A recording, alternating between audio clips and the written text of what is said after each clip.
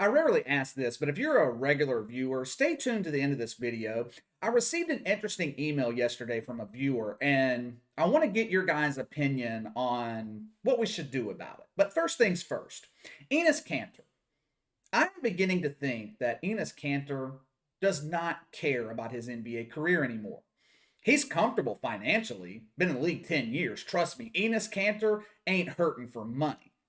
But at 29 years old, I hate to say that Enes Kanter is on the downside of his career, but his career trajectory in the NBA, it's headed downwards.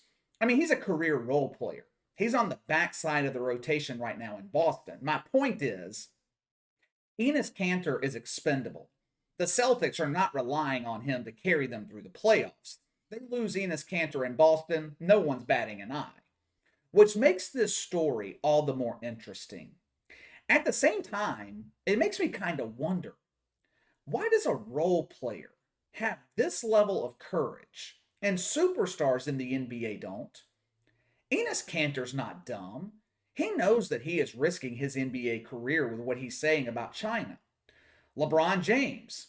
LeBron James, he says what Enes Kanter is saying about China. He's not going to get cut by the Lakers. Enes Kanter wouldn't shock me if he's cut by the Celtics this week. You don't chastise Adam Silver's daddy twice in less than a week and escape unpunished. You think Adam Silver is going to stand behind Enes Kanter on this issue with China? Adam Silver is the biggest pussy in sports. He won't even stand up for his players here at home. Bill de Blasio, he walks the streets mentally handicapped. Adam Silver won't stand up to Bill de Blasio, not allowing Kyrie Irving to enter the damn arena in Brooklyn. So he's damn sure not going to stand up when it comes to the Chinese government. Enes Kanter released another video on Twitter yesterday. This time, he went after Nike. Once again, Enes Kanter making a lot of great points. I'm about to show them to you. Perhaps he knows that his NBA career is coming to an end and he's angling for a career in political media. Or maybe he really cares about the injustices going on in China. Who knows? I don't know his reasoning. He'll probably release a video talking about Taiwan next. But whatever his motivation, I don't care. Doesn't matter. Enes Kanter is saying what needs to be said. He's doing what Adam Silver should be doing himself, but doesn't have the balls to say it. Here is a little bit of the 3-minute clip of Enes Kanter blasting Nike from yesterday. Dear Nike, your company says that you are making a positive impact in our communities. And that is true. Yes, you are. Here in the United States, Nike stands with the Black Lives Matter. Nike stands with Stop Asian Hate. Nike stands with the Latino community. And Nike stands with the LGBTQ community. And Nike remains vocal about injustice here in America. But when it comes to China, Nike remains silent. You do not address police brutality in China. You do not speak about discrimination against the LGBTQ community. You do not say a word about the oppression of minorities in China. You are scared to speak up. Who makes your shoes in China? Do you even know? There are so many forced labor factories in China. For instance, Uyghur forced labor in modern day slavery, and it is happening right now in China. What else needs to be said? His caption on Twitter said, "End slavery now," which is interesting when you think about it. Enes Kanter called out Nike for standing with Black Lives Matter. Now, what's the one thing Black Lives Matter, the organization, what is the one thing they always go back to? Slavery, reparations. They want to talk about slavery from 200 years ago. None of us in America have ever been slaves. None of us living in 2021, we don't even know anyone who's been enslaved. Now, Nike will support Black Lives Matter, but they won't say shit about actual slavery going on in China. Instead, they double down.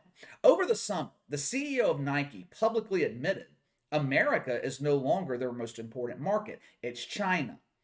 Nike has no problem taking a public stance on all the social justice causes, LGBT, BLM, the alphabet community.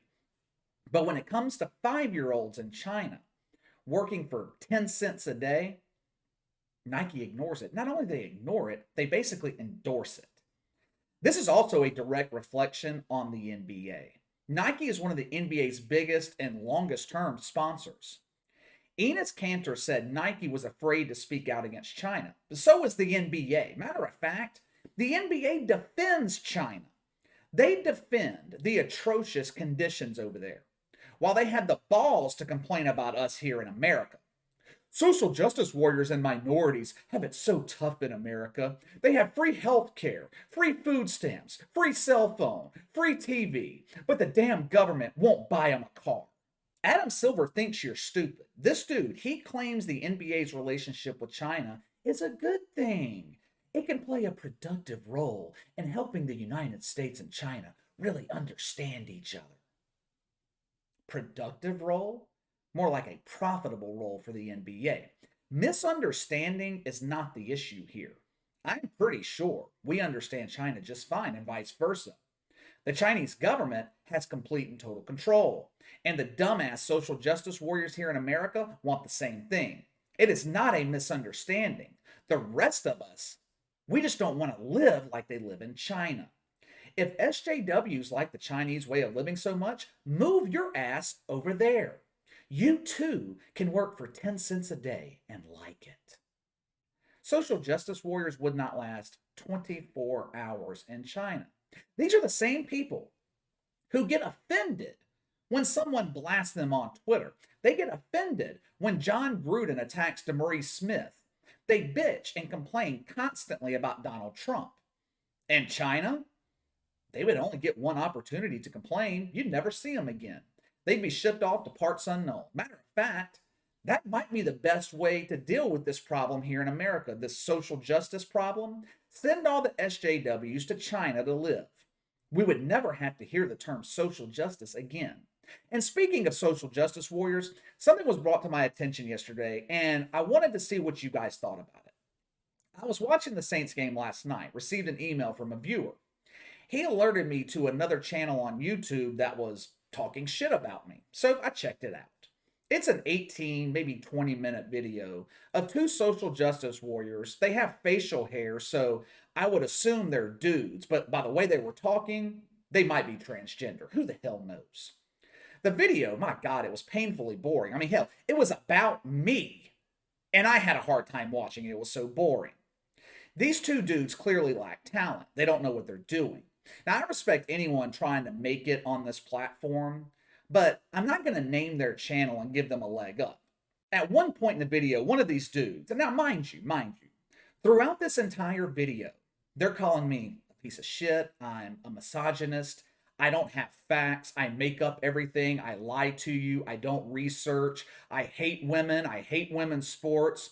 He doesn't stay in his lane. He's supposed to talk about the NFL and NBA. He goes out of his way to bash women's sports.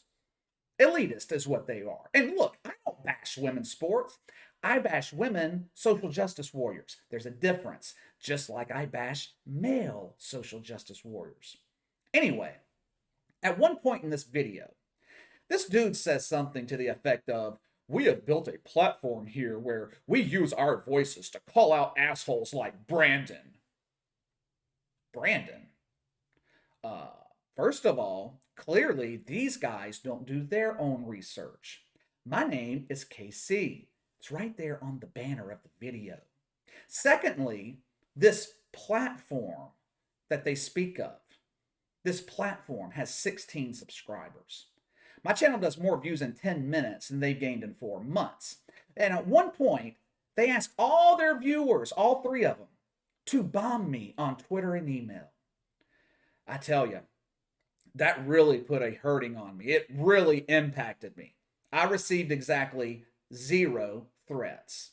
I do, however, suspect, I don't want to accuse them, but I suspect that these are the 2 virgins that got me on YouTube probation. But even that didn't work because my videos are still monetized, but nice try, assholes. I say all of this to ask, would you guys have any interest in me doing a video where I play back their video of me and I just completely eviscerate them? I take all the points they don't make and I prove every one of them wrong. A side of me thinks that it might be interesting and entertaining. Here's my problem with it. I don't want to give these two virgins free publicity. They made this video trying to get my attention, trying to get a response. Well, that part worked. Though I found their video more funny than I did insulting. But I don't want to give these two guys a leg up. I thought about last night inviting one of them on the channel to debate me, but I worried that they might harm themselves after being publicly humiliated. And again, I don't want to give them any free publicity. I don't want to give any eyes to their bullshit channel. So let me know in the comments section if that is something that would interest you.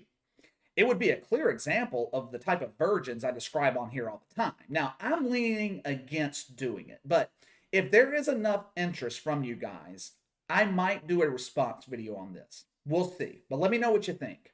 And also give me your thoughts on Enes Kanter blasting Nike. Sound off in the comments below. Make sure to like and subscribe. Click the notification bell to receive all notifications from the channel. Best way to contact me is by email at btlkc84@gmail.com, KC_BTL84 on Twitter. I'll see you guys later.